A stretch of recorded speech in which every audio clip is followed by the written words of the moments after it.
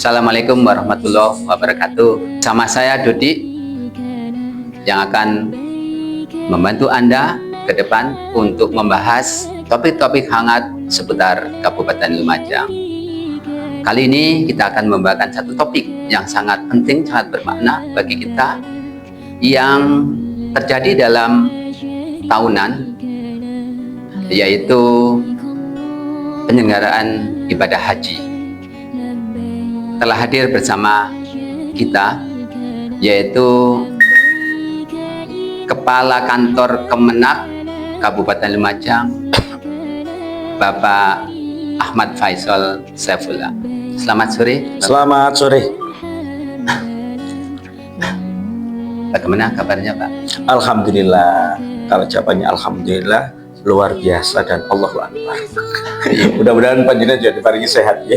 Terima kasih. Terima kasih sudah meluangkan waktu. Bapak Faisal, sebelum kita membahas lebih jauh, saya ingin mengingatkan kepada para pendengar bahwa ibadah haji adalah salah satu rukun iman yang sangat penting. Tentu pelaksananya membutuhkan persiapan matang, baik dari segi teknis maupun administratif. Nah, untuk memulai pembicaraan kita, yuk, bagaimana persiapan Kemenak Kabupaten Lumajang terkait pelaksanaan ibadah haji tahun 2025? Apa yang sudah sejauh ini dilakukan, Bapak? Terima kasih. Artinya Kementerian Agama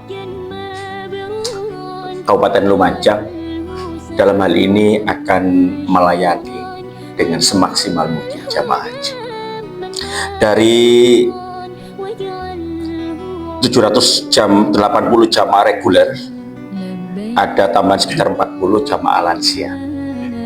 Jadi total kurang lebih, ini belum tambahan cadangan ya, cadangan yang memang ada informasi, ada cadangan yang porsinya rendah dan bisa masuk.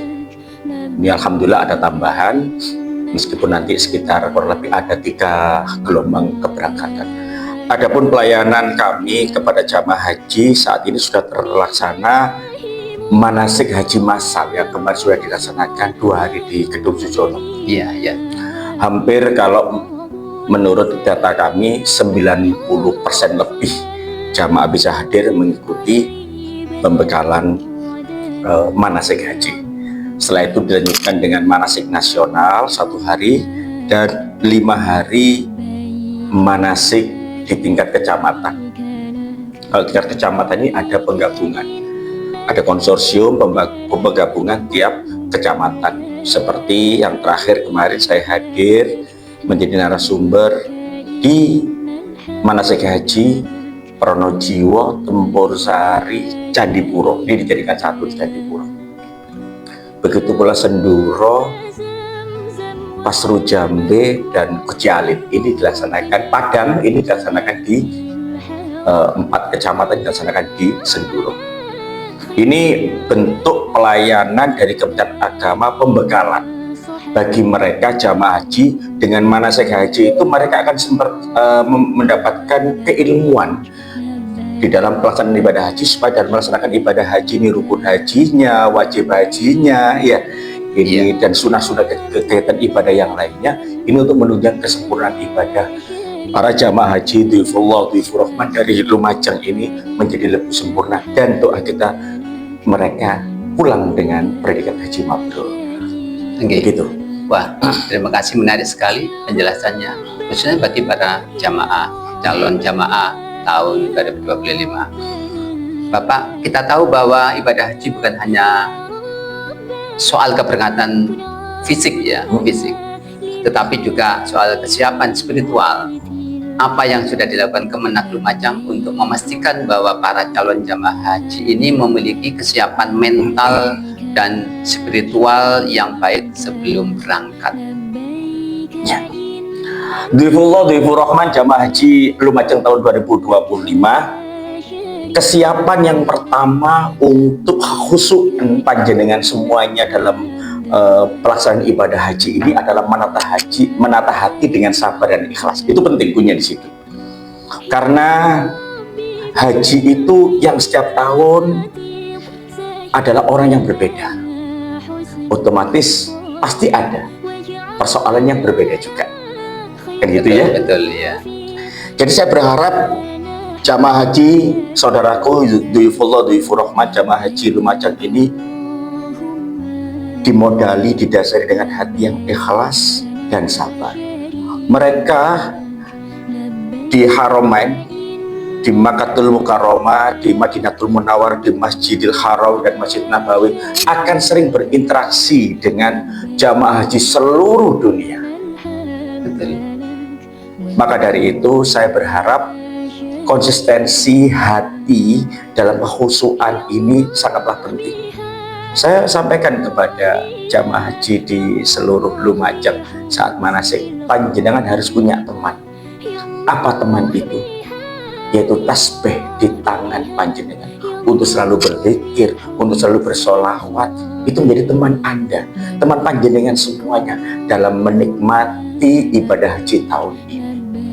Itu dengan penataan hati, dengan adanya teman dan tasbih yang ada di tangan kita, saya berharap jamaah haji kita lebih berhati-hati, lebih ikhlas, lebih sabar, dan juga membawa nama bangsa Indonesia. Jamaah haji Indonesia itu jamaah haji yang sabar, jamaah haji yang nurut, jamaah haji yang manut, gitu. Itu insya Allah ada kemakmuran di situ. Wah, luar biasa sekali bahwa apa yang telah disampaikan oleh Bapak Faisal tadi. Jangan lupa khususnya para jamaah Kabupaten Lumajang selalu membawa teman, yaitu tasbih harus di tangan, agar niatan hati itu yang paling utama ditata, sehingga kita semua menginginkan sebelum berangkat maupun pulang dalam keadaan lindungan Allah Subhanahu wa Ta'ala. Amin. Bapak, terkait dengan persiapan fisik maupun mental yang sangat baik, yang sangat penting juga Bapak. Lalu bagaimana dengan hal-hal yang lebih administratif? Apakah sudah ada pembicaraan terkait dengan anggaran ataupun biaya-biaya yang akan dikeluarkan oleh jamaah haji di tahun ini, khususnya dalam hal pembiayaan petugas haji daerah (PHD), karena PHD ini ada di dalam Undang-Undang Nomor 8 Tahun 2019, khususnya Pasal 25 Ayat 3 yang berbunyi pembiayaan petugas haji daerah dilakukan oleh pemerintah kabupaten kota melalui anggaran APBD. Nah, sejauh mana yang Bapak ketahui tentang petugas haji ini di Kabupaten Lumajang? Ya, saya bagi dulu Mas Dodi. Jadi saya bagi dulu antara petugas haji itu yang diseleksi, tetap sama-sama diseleksi oleh pemerintah yang mengikuti kloter, dan ada petugas haji daerah. Jadi Undang-Undang Nomor 8 Tahun 2019 itu ada di pasal 3 terkait dengan PHD itu. Jadi begini, kita tidak ngomong petugas kloter dan pembimbing kloter dulu ya. Ini PHD, petugas haji daerah. Petugas haji daerah itu adalah kuota yang diberikan untuk pemerintah daerah, kabupaten, kota, yang mana itu akan menjadi petugas ya untuk mendampingi jamaah yang ada di kabupaten, kota, di daerah mereka sesuai dengan domisili KTP mereka. Meskipun toh di situ sudah ada ketua kloter, ada pembimbing kloter, tetapi pemerintah juga memberikan tambahan untuk petugas haji daerah. Supaya apa? Pelayanan jamaah haji ini lebih maksimal. Di PHD Lumajang ini insya Allah ada 6 kuota yang diberikan. Bimbat, pembimbing ibadah itu ada 2, layanan umum ada 2, kemudian kesehatan kalau nggak salah ada 2. Kami dari pihak Kementerian Agama ini itu membantu berkoordinasi dengan pemerintah kabupaten untuk men-screening. Nah, men-screening persyaratan-persyaratan siapa-siapa yang mau untuk mengikuti tes. Jadi itu tes ini, mengikuti tes di tingkat Provinsi Jawa Timur. Kami yang men-screening lolos apa tidaknya, layak apa tidaknya sesuai dengan persyaratan yang telah ditetapkan dari panitia penerimaan PhD. Kemudian setelah kami nyatakan misalnya ini ada 20, kami screening, kami membantu berkoordinasi dengan pihak pemerintah kabupaten. Bapak Pak Sekda ya atau Pak Kesra, ini yang terseleksi ada, yang lolos seleksi ini ada 15. Nah, 15 ini kita bantu untuk input data mereka sehingga muncullah nomor tes. Nah, ada tanggal yang telah ditentukan. Kemarin kebetulan saya juga ikut nguji di Surabaya. Itu dikumpulkan jadi satu, tes CAT di sana di Surabaya. Kemudian terseleksi 6 untuk remaja. Dari sini kami sudah sampaikan kepada Bapak Sekda, Bapak Kesra, Bapak Asisten. Ini Bapak yang lolos dari Lumajang itu ada 6 petugas ini, 2 kesehatan, 2 bimbat, 2 layanan umum. Ya, ini kami serahkan kepada Bapak, hasilnya kami serahkan kepada pemerintah kabupaten. Nah, dari situ untuk ngapunten banget untuk masalah apakah ini dibiayai oleh pemerintah daerah gitu mungkin ya Pak Doni. Ya, ini kami kembalikan lagi karena ngapunten policy itu bukan wewenang dari Kementerian Agama. Dalam hal ini untuk kegiatan PhD kami sebatas berkoordinasi membantu seleksi persyaratan dari petugas itu sendiri, dan itu kami sampaikan kepada Bapak Sekda, Bapak Kesra, bahwanya kami kembalikan untuk ditindaklanjuti. Ini contoh sebelum saya di daerah-daerah seperti ngapunten saya pulang dari Surabaya. Di Surabaya itu kalau nggak salah ada 14 PhD yang lolos, itu pun juga biaya mandiri karena memang pemerintah Kota Surabaya selama ini yang saya tahu, karena saya juga pernah jadi kepala seksi haji di Surabaya, memang pemerintah Kota Surabaya tidak menganggarkan untuk PhD. Jadi memang itu murni biaya mandiri dari jamaah itu dengan rela ikhlas, saya bayar dan saya siap melayani dhuyufullah dhuyufur rahman gitu. Saya ikhlas, saya bayar, dan sering saya bercanda dengan mereka, sampai kan mengeluarkan duit, tidak apa-apa, saya ganti, saya akan berdoa di sana. Insya Allah kalau doanya di sana kontan. Gitu. Yakin, karena kita yakin kan kita ikhlas melayani jamaah, apapun melayani jamaah dan doa-doa kita pasti insya Allah dijabai. Dan mereka yakin dengan keyakinan mereka berangkat melayani. Ya cari wong Surabaya, yo ngetono duit, yo ngelayani, yo meladeni, kan seperti itu. Seperti itu. Oh, terima kasih. Cukup jelas sekali. Jadi apakah ada syarat khusus ya untuk PhD ini? Apakah harus sudah berhaji dulu atau belum berhaji untuk mendaftar menjadi PhD?